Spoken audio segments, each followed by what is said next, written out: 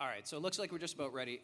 Just to give you an idea how this is going to go, we have a relatively short PowerPoint presentation we're going to do.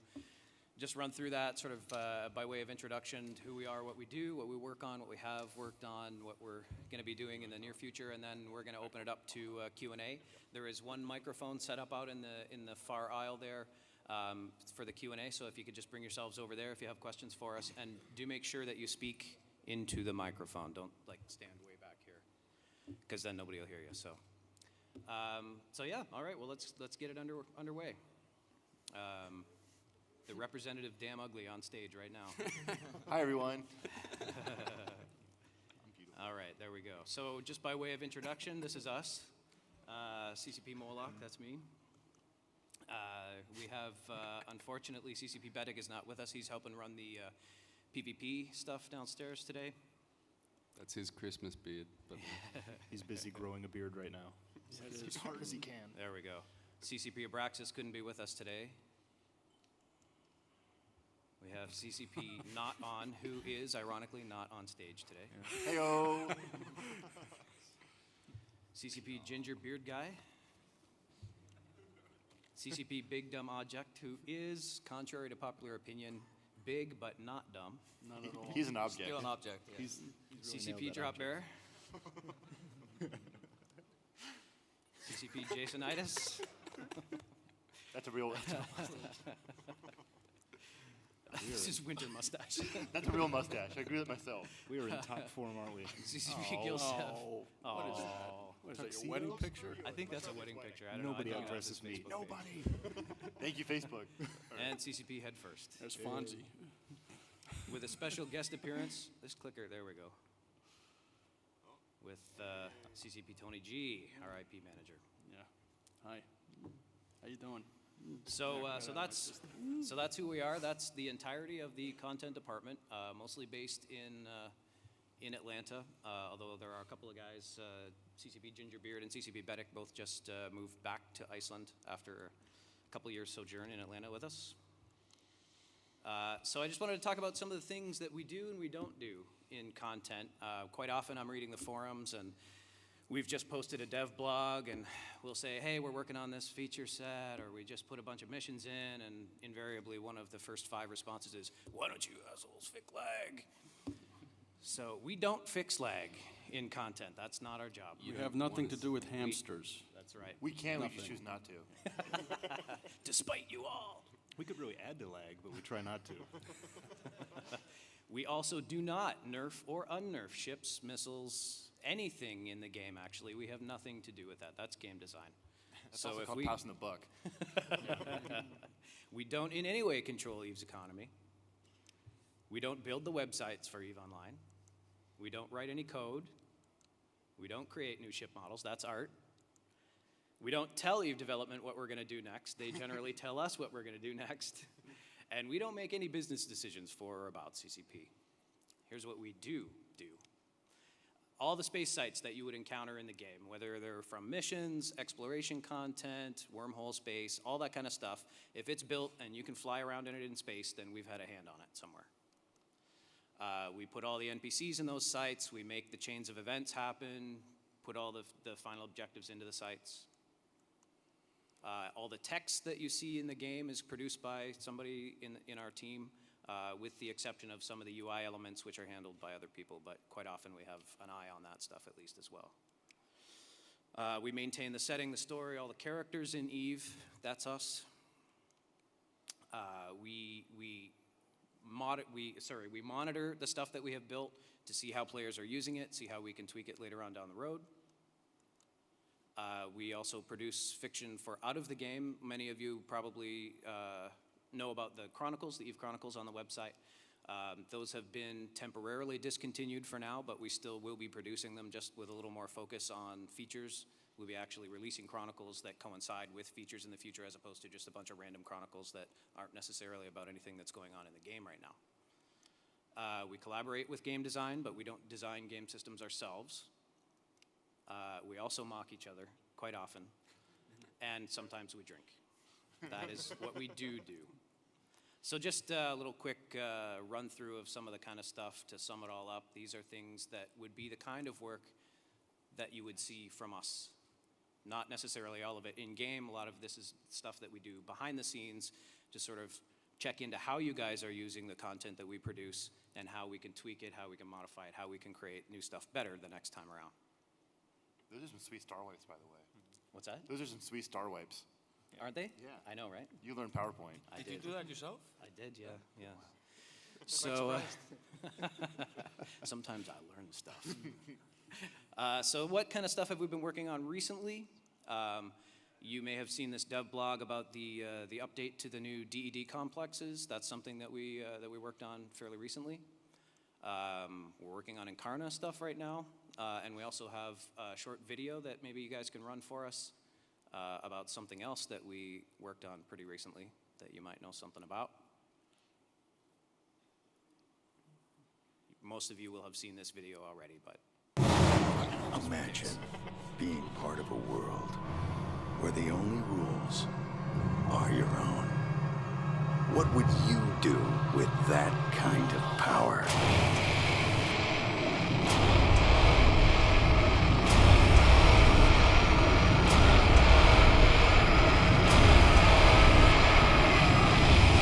EVE Online. The universe is yours. man, I just got Were really shaky. Were all your seats shaking, or was that just Yeah, mine? that was really cool. Okay, I wasn't sure if it was just me or if my seat was actually shaking. No, it was me. Oh. Talk to you later. All right. So that's the dead screen. All right. So, and what kind of stuff are we going to be working on in the upcoming future, in the near future? Well, this year we're going to be working on Incarna environment stuff. We have CCP Head First, who's working as a level designer with the NPE Incarna team right now. So he's working on a lot of that stuff. We're going to be creating new items for Incarna later this year. There's going to be some new work on contraband system. We're going to keep working on the DED site stuff. So far we've finished all of the 6 of 10 sites up through 10 of 10 have all been fully fleshed out. Before there were a lot of them that were sort of missing. Those are all finished now, and then we're going to carry on with the 1 of 10 up through 5 of 10 sites, so they'll all be fully fleshed out. We'll probably be doing some more work on incursion later this year, maybe adding some more stuff. That, of course, depends a lot on the kind of feedback that we get from players and the kind of metrics that we're getting from research and statistics about them. We have some changes coming up, and all of this stuff, feel free to ask questions about when it comes to the Q&A period. I'm not going to go into much detail about it now, but if you have questions about it, please fire away. We're going to be making some changes to the agent division system and to agent quality. We're going to be working on that stuff a lot this year. Come on. There we go. Just throw it. We're doing an overhaul to the Evilopedia project. That's mostly being handled by CCP Abraxas right now, who's not with us, but I can maybe answer some questions about that. Excuse me. All right, so next year, what are we going to be working on? Well, plans, of course, as we get further away into the future become more nebulous, but at this point, what we know is that we're going to be doing some more Incarna level design work. We're going to possibly be adding agents and missions into stations in Incarna. We're not sure exactly how that's going to work yet, whether it's going to be new mission content specific to stations, or if we're going to link the existing mission system into stations, or how exactly it's going to work, but something is going to happen there. The tail system that was developed for incursions, we're going to be making some changes to that, developing it a little further, and possibly using it in some other ways. For world shaping, what I'd like to see happen is dynamic sovereignty, and of course, reacting to the way players are using that in creating new content going forward. We're going to be, CCP Jasonitis is currently fully allocated to the Dust 514 project right now, so he's doing a lot of writing for that. You can answer some questions there. You just outed me, Scott. Thanks. Yep. And in 2013 and beyond, we will probably raise Atlantis. We will most certainly solve the energy crisis. That's like 75% done. Yeah, the and we energy will crisis. probably figure out how to actually transport you directly into the EVE client. It's going to be really cool. Really cool. All right. Awesome. We're going to use magic, the dark arts. Space magic. None of you will be capsuleers, though. You'll have to choose between janitors and exotic dancers. So if I could get all the janitors on this side and all the exotic... That's what my career counselor told me when I was growing up.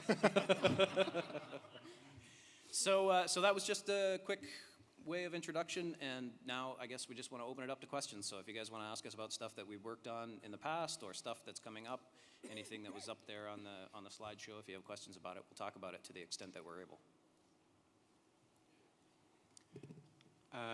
Kadan from EVE Online. A question for writers.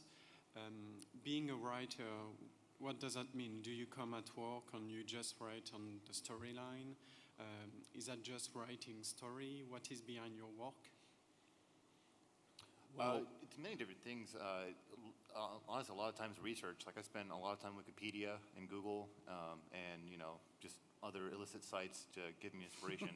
and then you go to the story. But I'd love to say it's pure writing all the time, but it's there's a lot of thought that goes into it too. So it's hard to keep typing all the time.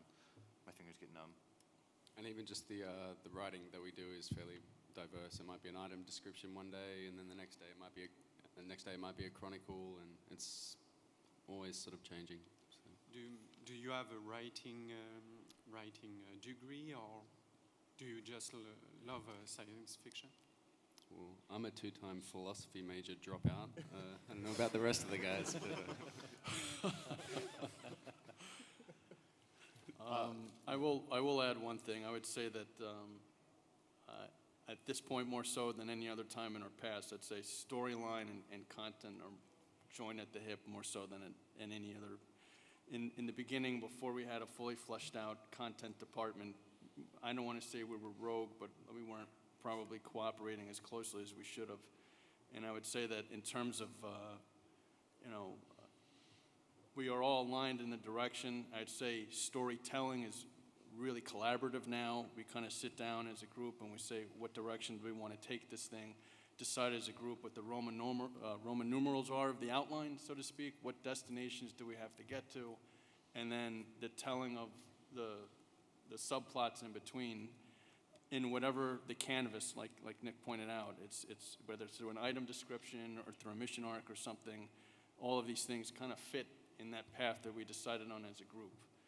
And I think that thematically, as far as science fiction goes, it's very difficult. Like, this is a fairly mature genre. There's very few new paradigms out there.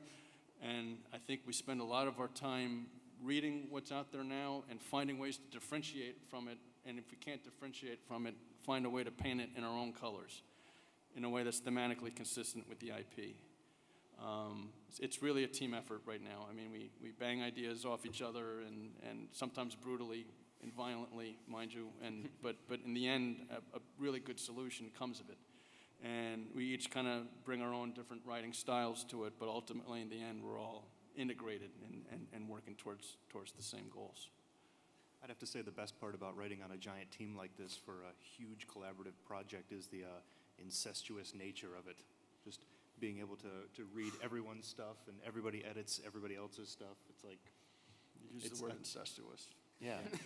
I know, I was specifically told not to say incestuous, but... You won the pool, by the way. Good job. I don't even know what But- that You brought up but- incest first. You beat But me. to come directly back to your question about whether we all have writing backgrounds, most of us are entirely uneducated and actually stumbled our way into CCP from living under a bridge somewhere. Yeah. So No, I do have some writing background. I've written some stuff for White Wolf. I have a couple books, and I have a degree in literature, so I have been published elsewhere. Nathan, what have you done? I have a small degree in English, and I wrote for another video game before I came here. I was a poli-sci major, pre-law track before working in technology, which was a good fit. And then after that, I went back to school for an MBA. So you have to be able to write to get through all that schooling, and let's just say I'm better at that than I am at math. So. and for my part, I actually used to teach writing at University of Western Ontario back in Canada, so I do have some writing background. You were living under a bridge, though. So I that was still also, accurate. though, living under They a don't pay bridge. teachers very well in Yeah, Canada. yeah, They're that's also true. not accredited universities either.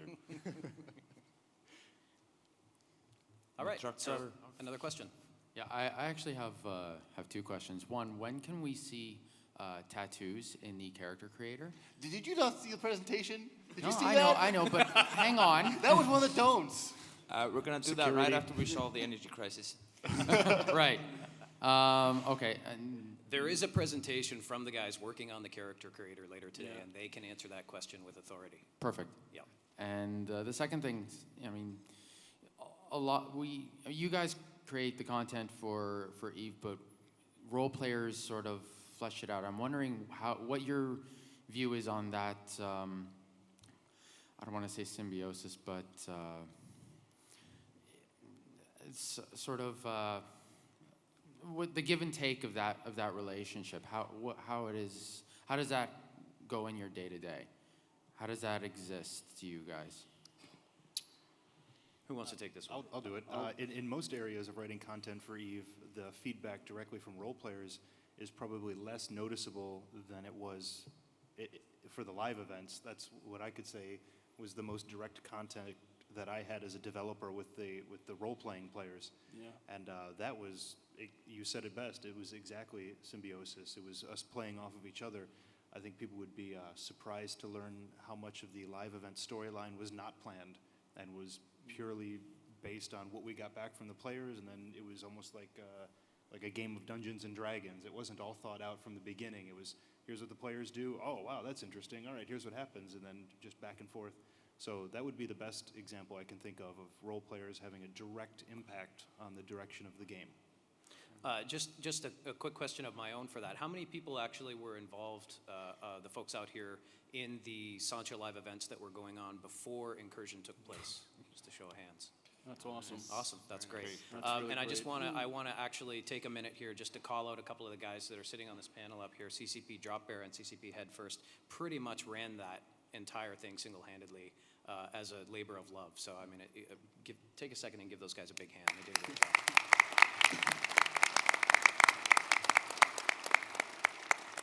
I'm proud of you guys. Definitely thank you to all of you guys, because it would have sucked if it was just me and Drop Bear, because he's a terrible role hate each player. That's why they're on opposite sides of the table, by the way. We're not allowed to sit within arm's reach of each other. I just want to say one thing, though. The live events, I think 2010 was such a huge year in big part. There's been a group of us at CCP that have wanted live events to return for the longest time. And I think that the one thing it proved is that there were meaningful interactions that happened because of it. I mean, it was amazing how many people took the side of the Sancha, for example, which created the conflict dynamic that we look for so much. This isn't, guys, let's all go out tonight and slay the same dragon. It's, let's go join this thing and just see what happens. The fact that pirates came and looked for targets of opportunity, so to speak, was beautiful in its own right, too, because these are the privateers of the game.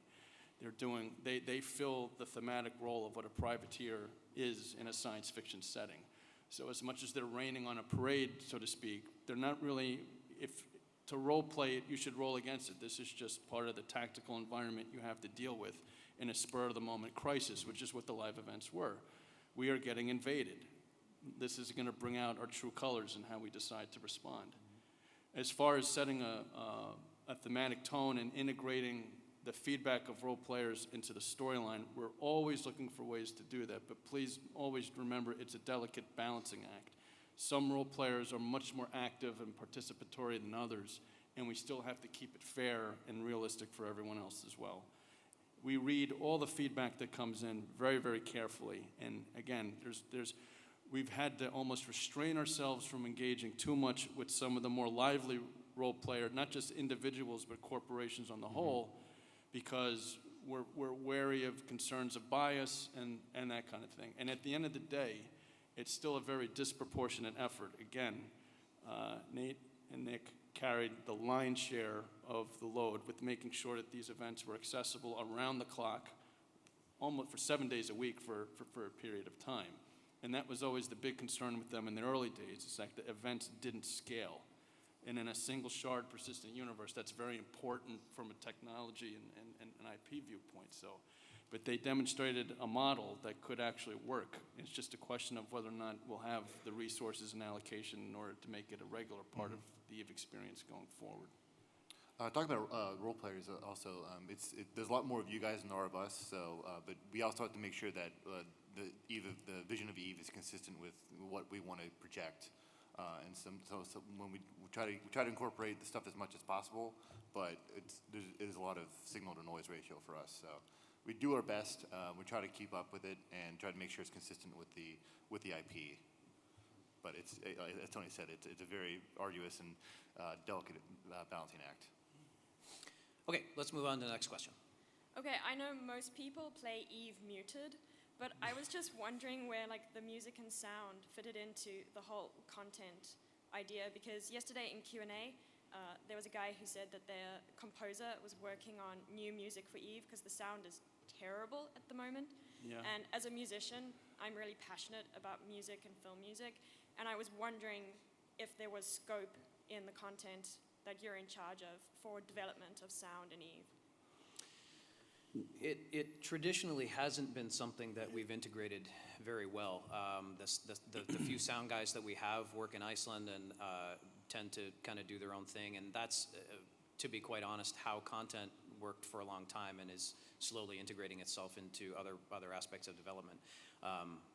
It's something we certainly have been talking about more recently in the past, working more directly with those guys to produce content that has an actual soundscape that fits the mood and the character of the setting. Mm-hmm. And I think that that's something you're certainly going to see going forward into the Incarna side of Eve. Yeah. We have a sound engineer now who sits on the creative board, and going forward, our future plant sound is going to be core. I mean, well, to be fair, you can't hear a lot of stuff in space anyway, so I'll try to role play the lack of, but suffice to say that the early days, the sound, it was a technology thing. It's just the sound didn't integrate well with the engine. To be perfectly frank, it was very difficult to work with. But we do envision a time where you're flying around and maybe you hear whispers or something like that, or a distress call, something to make it. We want to make sound more of an interactive kind of thing where you react to sounds, and we would love to be able to do things where we have complete situational awareness, like using, if someone's shooting at you from back here, you actually hear it back here, and you naturally would go to get your bearings in a 3D environment like that. It makes sense that sound would be an active part of a combat UI, for example. But these things take time. They are definitely on our radar. We are not proud of the way the game sounds right now. Sound engineering, sound designing stuff that sounds good in a loop, in a script, like a laser firing over and over and over again, is very difficult to do. It's like, what sound can you do that never gets old? I mean, I think that Lucasfilm kind of set the bar for lasers that never get old, no matter how many times you fire them. But that's the kind of things that need to go into a sound design for Eve. The one part of sound that we do have direct input on is some of the voice acting that we've done for the various trailers. You might recognize a thick Jersey accent on one of the characters in the Incursion trailer. Nobody likes him at all. He's a real great guy when he's not around. Okay, next question. In the past, we've seen a lot of these role players pushing forward their ideas for player-driven events. Will this become an integral part in winning the war and actually defeating the Sasha nation?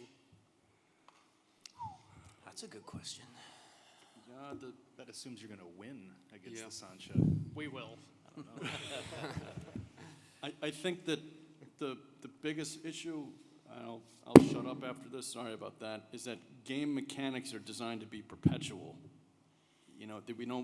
There's no end game built into the mechanic per se, other than a temporary stop, like stamping out an incursion.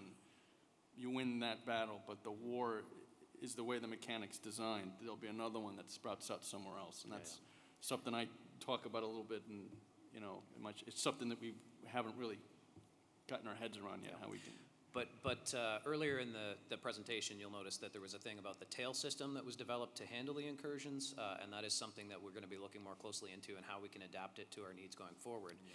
And I think that integrated with the live events that we have the capability of running within this team will allow for that sort of thing to happen in the future, so that we can find a time when it's right to actually roll the Sancha event up, and depending on how players have interacted with it and how successful they've been in general, that will allow us to then react to that and create a new story going, the next stage of the story going forward, and actually adapt that game mechanic so that it coincides with the story, which is something that we have not always had the capability of doing in past very much.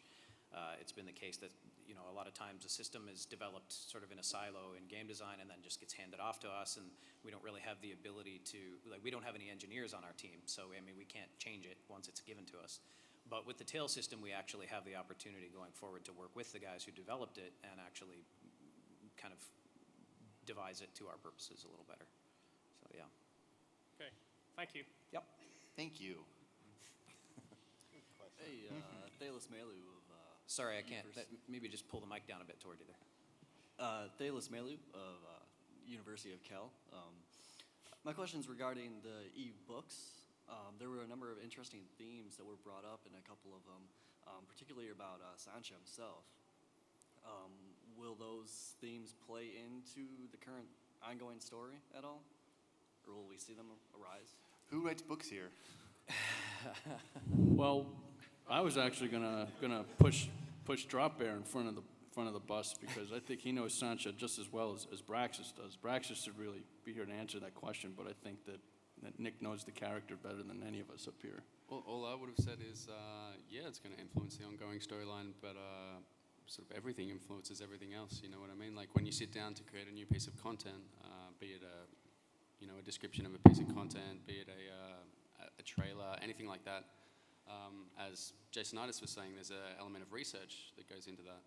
And you research your own content, research your own material, you know what I mean? So, yeah, I mean, we look at when we were doing the live events with the Sancha storyline, one of the chief resources for that was Burning Life and just all the other previous content that was out there on Sancha's Nation, which we used. So, yeah, definitely has a huge influence. And so does player stuff, player ideas, like on the forums and whatnot, players might be theorizing about something, and that can kickstart a discussion amongst us about, where we want to go with a certain idea. Okay, thank you. Okay. Hey guys, Nightmare Grathmore and Autocannons Anonymous. Just a lot of the missions in EVE, you showed in the presentation how they have these multiple paths, so you might not encounter part of the mission if you choose to go a different way. Not counting the Cosmos missions, is there a possibility of having missions with multiple endings on their paths based on the decisions that you make? It seems like the Epic arcs. Have you? Yeah, the epic arcs, the Cosmos, are the only ones that have that, and you can only do them once, so that ongoing decision. Right. So I'll give you my rote answer that I gave yesterday in the PvE panel that we had. We do have that capability, but creating that kind of content is much more time consuming than creating your standard missions. And so while we can do it, we absolutely can, it's a pretty small team, and we have a lot of sometimes conflicting obligations to do stuff for other teams as well. And so for us, it's kind of a bigger bang for our buck to produce the simpler sort of missions that are just part of a generic mission pool. So yes, the shorter answer is yes, we can, but the longer answer is there are lots of reasons why it's not always very effective for us to do that. Yeah, we have a lot of different systems we work with, and a lot of different types of content we can create, and there's only so much time in the day, so we have to pick and choose what we can. But I'd love to make more epic arcs and have do really involved in multiple ending stories. It's just we have to find time to do them. Thank you. Yep. Nice dance you gave us there, by the way. Hi, Varun, Vito Corp. Haha. They always do that every damn year. I was just wondering, you guys have developed a hell of a lot on the actual storyline and the backstory of the game over the last couple of years. But as an engineer, there's still a lot of grey areas in Prime Fiction surrounding the actual technical side of EVE. Stargates, wormholes, ships, subsystems, modules, how everything kind of works and how everything fits together. Do you guys intend on elaborating on that a lot in future? As needed, as time allows and as it's required. I mean, if a feature were to come forward that we're working on, or if we go back to sort of revise an existing game system, that ties in closely with one of those things, and we find a need to actually examine it and figure it out. And at a certain level, a lot of that stuff is just sort of opaque, and we don't want to look too closely at it because it's we have to find a reason then for how it actually works. So until we have to, we don't want to dig into that stuff too much. And there are people who love to do that just because it's kind of fun, and they just love to figure out how it might work theoretically. But sometimes we have bigger fish to fry, I guess. Okay. I was drinking with you last night, wasn't I? I think we talked about this. And I said it's all magic. So I was horrendously drunk though. So yeah, I can't remember. I have a really bad memory because I drink a lot. So Space hamsters. The answer is nanites. I will say one thing. I think what makes the tech part of it difficult sometimes is that the tech doesn't always align with the way the mechanic plays out in the game. Absolutely. I think like we still warp through planets, and that bothers me a lot. And there's like, if you look at the way Stargate looks and the way it's engineered, clearly it's designed for you to approach it from one side and kind of get shot out of it like a cannon. But you kind of bloop and just appear randomly, and it's kind of like, okay, now how do we? What would Albert Einstein say here? Yeah. You realize you got to move on to other more pressing matters. But tech porn in general is totally on our radar as something that we need to fix badly. We still have the binary star thing for the Stargates, don't we? Shut up, dude. Don't get me started. In all seriousness, how do I turn his microphone? I can do it myself. I've actually run into this problem before. The last game that I worked on was also a science fiction game where, as the writer, I was supposed to come up with a lot of technical information to please the jerks like you who actually care about that stuff. And the problem that I would always run into is that I'm a pretty smart guy. I know a lot about technology. You guys are a lot smarter than I am, especially about technology. So I'll write something and I'll think, man, this sounds all Star Trek-y. This will keep them busy for a while, and then I'll get a bunch of hate mail back about, like, I don't think you understand how bosons work. What is a boson? It shoots lasers. Just play the game. But yeah, I mean, it's definitely a challenge for a bunch of basement-dwelling trolls with varying levels of degrees. What a boson is. You don't know what a boson? I know what a boson is. Boson. It's the guy on the ship who whips people. A boson. Gives particles mass. I thought it was a vacuum. It sounds like the particle that I clowns stayed are at a made Holiday out of. Did that answer your question? I hope it did. Probably not. How about we move on to one? We're too busy raising Atlantis to worry about this stuff. Hi, I'm Uglab from Nishrakan. Maybe just speak into the mic a little more there. Sorry, is that better? microphone. Yeah. I'm Uglab from Nishrakan. Live events, I think, do a very good job of making the backstories you guys write relevant to the players in the game. So it's kind of remarkable that just 2 devs did so much over the past few months with the storyline. I'm wondering, is there a push to get more resources for the live events? Of course. Yeah, absolutely. Excuse me. So are we likely to see another story arc kicking off fairly soon with more support? There was actually talk about another set of events starting up in the very near, like in the next month or so. But unfortunately, the 2 guys who handled the last set of them are both allocated on the Incarna NPE team right now, which is also a pretty important feature that's coming out, as you may know. So I don't know how much time there's going to be realistically for those 2 guys to do live events immediately. And we've certainly made the marketing folks and others who want to see more of that stuff happen aware that if they want it to happen, we need to make the resources available for that in the future. But probably not in the next couple of months, but certainly more this year. Mm-hmm.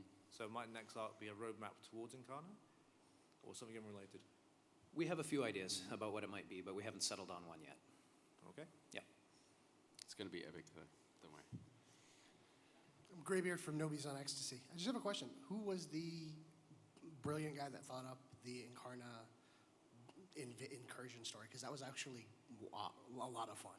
That was mostly you guys, actually.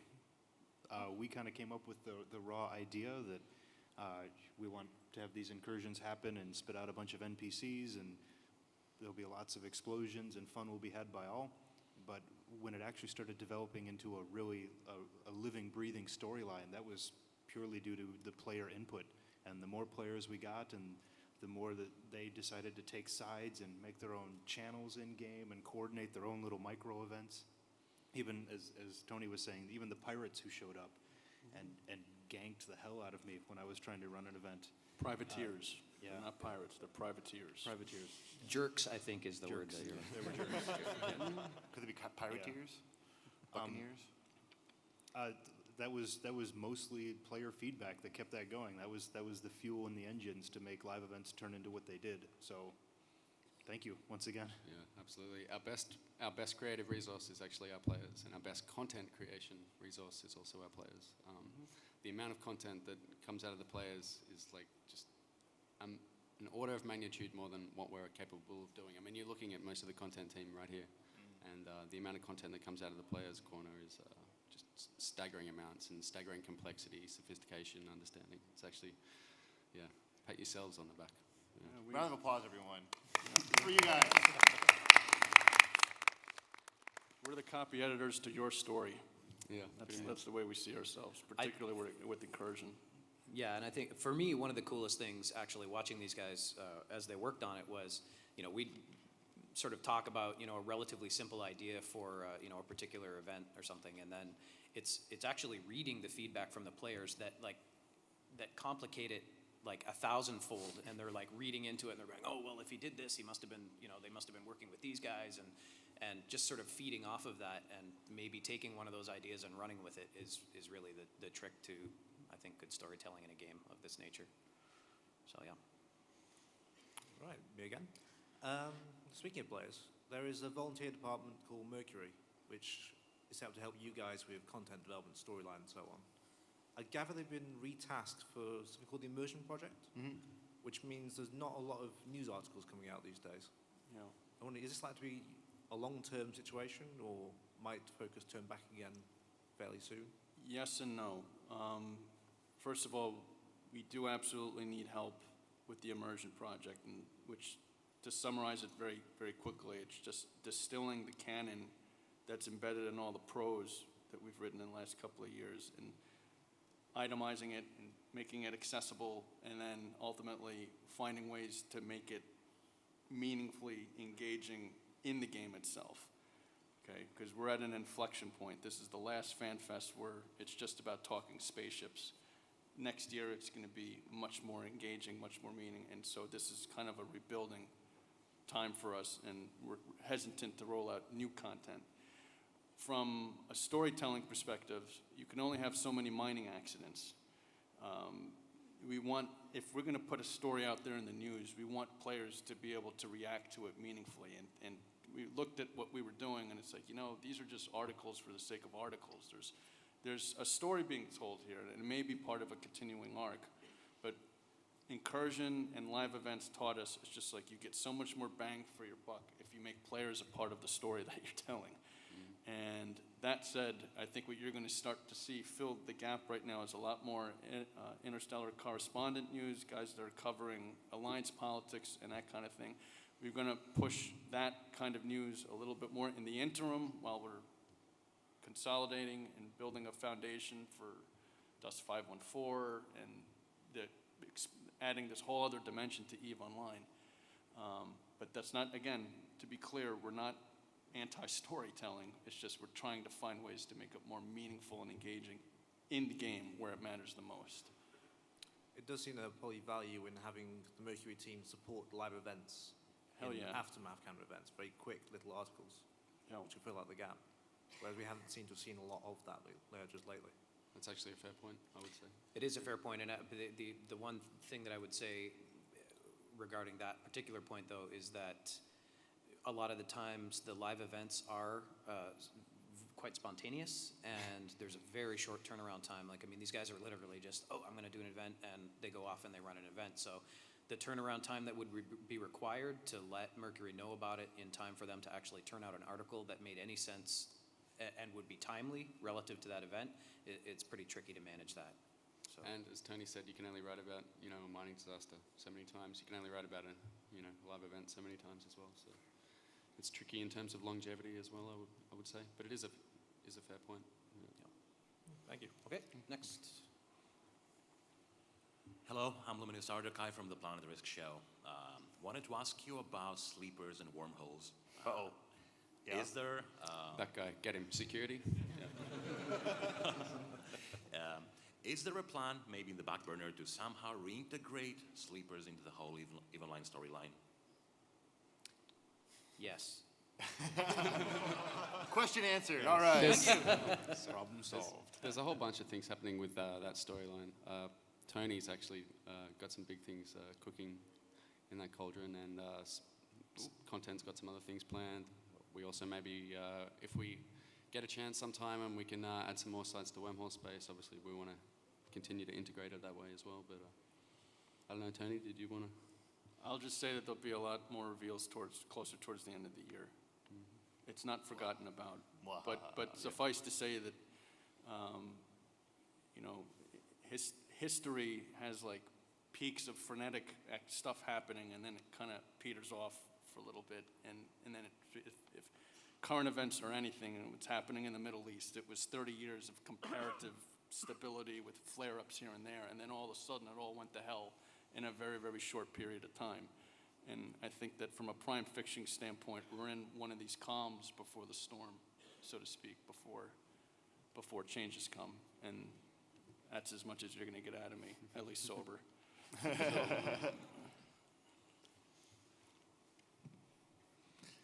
Hello. Hi. Hey. My name is QTab. I'm from Racerlands. Nobody? I have a question regarding, there is a certain amount of half-hidden content in the game. For an example, the epic mission arcs. You really have to know where to go to even get to start them. And the same with the old Cosmos constellations. You have to know where they are to go out there and get them. Is there any sort of plans to introduce a mechanic so that people can keep an open eye for such things? For example, me, I loathe mission running, but I enjoyed doing the original epic arc, and I would like to do more whenever I'm not doing whatever else I do. But quite frankly, I don't even know if there are any more arcs since that original one, and nor have I any idea how to keep an ear open. This ties into just one thing I want to say, which is when people talk about Incarna, sometimes they're dubious about whether it can actually benefit, you know, the flying in space side of EVE. Well, the problem you just described is actually one excellent example of where Incarna can, you know, help us, because you'll be sitting in a captain's quarters and there's, you know, a panel up on the screen, and it's an agent finder, and it's telling you about these epic arc agents, and it's telling you about Cosmos, and it's telling you about, you know, all that sort of different stuff. So we can use Incarna to push that content in a way that's, you know, much, much more visible than it is right now. Right now you've got to hop on Evelopedia, or, you know what I mean? You've sort of got to know it before you know it. So Incarna's going to help a lot with that. Yeah, I was just going to say, yeah, that's how I actually was the only way I found the original mission arc, was because there was an announcement in the dev blog, but even then I had to sift through the forums, which is at times not an easy task. Yeah. But yeah, thank you. Help is coming. So, hello. Vincent Price, Vito Corp, Finnish forced entry operative. My question. You say Vincent Price? Yes. Oh, that's awesome. I loved your movies. Me too. Yeah. I thought you were dead. I got better. Okay, good. So, the question, now that the Sunsha are on their little raid train across the universe, are we likely to see responses from the other pirate factions, such as the Guristas or the Angel Cartel? Depends on how soon we get the tail system in our hands, the way we want it to work. But once that is available to us, then absolutely you'll see that kind of thing happen. Yes. Awesome. And Thank you. As far as any future live events are concerned, the future probably won't be focused exclusively on a single thing like it was on the Sancha. Otherwise, you know, we're never going to get to them all. You You know what I mean? So next time around it'll be a bit more diverse, a bit more inclusive of different factions. But Cool, wicked. Thanks. Yep. All right, concerning the EVE missions, at the moment they are a bit dry. Is there any way, or is there any plan to spice them up with new AI, or even triggers that make the mission fail? Yeah. We have, so the question was, I think, let me just repeat. The question was that missions are a bit dry. Are there any plans to spice them up a little bit with AI, NPC and ways AI, to make and them that sort of fail stuff? as Yeah. well. Yes. Yeah, absolutely. And we talked about this a little bit yesterday in a panel that we held about PvE in general. We have a renovation project for all of the old content in the game that's sort of ongoing, and we just kind of chew away at it in little bites as we can between other projects that we have to work on.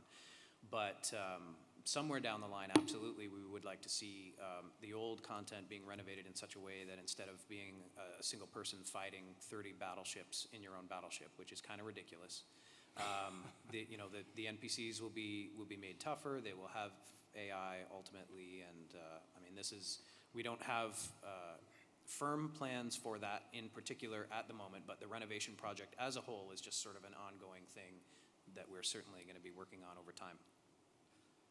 All right, but will there be any way to fail a mission? That's what I'm wondering. At the moment, it is just warp in, blow everything up, warp out. The only way you fail the mission is if a pirate comes in and steals the mission loot. Any way to fail the mission? Okay. Yes, we have that. We never used to have a fail trigger in the game at all. So you couldn't fail a mission. There was no way. The only way to fail was for it to time out, and you didn't do it. But we actually do have a fail trigger now. We haven't had a chance to really build any new stuff using it, because since we got it, we've been working on incursions and then other stuff. So, but we absolutely do have that capability now, and you will see it in the future. All right, And thanks. it might also take us a while to implement that trigger onto all the missions that are in there. Yeah. So Yeah. it's a lot of. But fail is coming to Eve, don't worry. You will get to fail. I bring the fail. You're good at that. Oh, that's like my specialty. My name is Aw. Kridalor from Ishagrada Enforcement Directive, and I was wondering, do you have any plans to support role-play corporations and alliances like IRED, Veto, CVA, and such? Oshrakan even? That's a pretty open question. What do you mean support? Well, support by fleshing out the content or the stories from, for example, Ishikon Corporation. I mean, we have the story in Malcolin with the Nyx supercarrier, but after that, it's kind of been quiet for nothing happening. I think even the old dead CEO is still the CEO of Ishikon Corporation. Not anymore. That was That's been fixed. Yeah. Oh, that was correct. Yeah. Okay. That was fixed like a week ago. Thank God. We have a very I've been long list offline of over a things. week. We have no idea what you're talking about. Yeah, I've been offline over a week. I'm starting to get the shakes. Yeah. I don't know. Anybody want to tackle this question? I mean, it's kind of answered earlier on about the amount of content we can produce versus role players. Like, I mean, if you guys have the backstories that you created for your corporations and alliances, I mean, that's your story. That's your experience in the game, and we can do what we can. But it's a matter of there's a lot of stuff to keep up, and we can't always support it. I think one of the best ways to support. One of the best ways to support this stuff is to give the players tools instead of giving them stories. So instead of like a news article, like Tony was saying, instead you're given an event or something that you can react to, and hopefully the idea is that it catalyzes much more content off the back of something very little and obviously quick and easy and cheap for us to do. So one idea is that sort of breadcrumb idea where we try and support things by throwing it out there. And yeah, I mean we try it, but it's not even about role players and non-role players. Like a guy who comes to a live event might not be a role player, but he might turn into one. You know what I mean?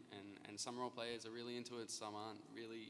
They're just sort of light role players. It's also a question of degree. So it's not even about supporting role players. It's about supporting the idea of players being able to tell their own stories. And maybe some people define that as a role player, but I know some people wouldn't as well. So yeah, I don't know if that answered your question. But. Pretty much. Thank you. Okay. Yep. Any other questions? Looks like we're drying up. Where are the Where are the Jove? I didn't hear that question. What? Who are the Jove? I don't know. What Jove? Something out of I'm Star confused. Wars? I don't get it. Jove? Jove are the people like that fought the Romulans, right? You're a jovial kind of guy. No, Jove was the guy who led You're the always Mormons. happy for no reason. Oh, that's right. Mount Sinai. I was on a roll. We miss them too. They're a sensitive topic, as you have maybe gathered. There is maybe some more stuff surrounding the Jove that may be coming sometime soon. Careful. Maybe Careful. about all I can say. Maybe kind of some. Yeah, I love being decisive. Okay, well, we do have one more question, yeah. I was just wondering if you could tell us a bit more about the immersion project and actually what you hope to see come through of it and what sort of timescale you're looking at for that. Okay, well, a lot of work on it has been done already. It's primarily Hjalti who's been working on this on his own time, or not on his own time, but I mean at his own pace. And he has done a lot of work on the Evilopedia, sort of just updating, refreshing a lot of the text regarding the empires and particular corporations in the game, and he's just sort of slowly working his way through that stuff.